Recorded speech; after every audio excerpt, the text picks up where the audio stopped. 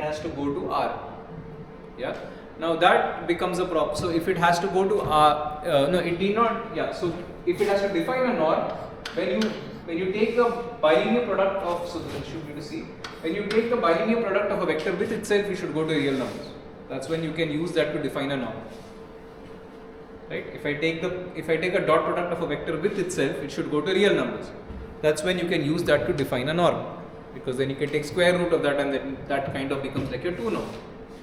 Yeah. So then, if you want to define that as a norm, then maybe you will require when you take conjugates, when you multiply a vector with its own conjugate, you get a real number. So that can be used to define a norm. But if you're just looking at bilinear products, even if you don't take that, it's fine. But when you're looking at, there are two things when you're looking at that cos theta. When you're looking at cos theta, you need to have an idea of a dot product, but you're also dividing it by a norm of a vector. Right? You're dividing it by a norm of a vector, a norm which is defined using the same dot product. So for it to be able to define that norm, you need the dot product of a vector with itself to go to real numbers.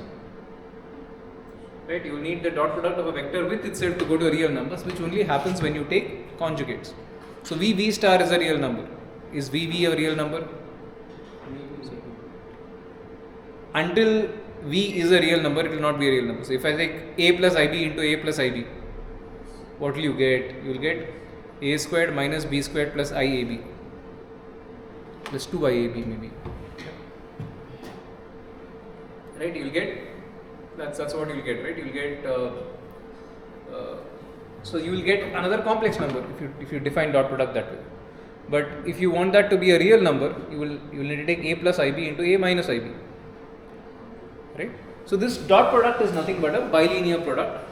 So if in addition, if the dot product has to define a norm, a dot product of a vector with itself should be a real number. Right? So then it becomes a normed vector space. Yeah. So so you can, so in order to look at this set of trajectories as a normed vector space, and if you want to look at this dot product as to define that norm, then you will need to multiply this with its conjugate. That's why you will have f1t into f star t dt as your dot product, right? And that's why when you are looking at components along e raised to j omega t, if you remember the Fourier transform, it is it's ft e raised to j omega t dt, or e raised to minus j omega t dt, because minus j omega t is the conjugate of e raised to j omega t. If you are looking at the component of e raised to j omega t, you will multiply with e raised to minus j omega t. If you are looking at the component along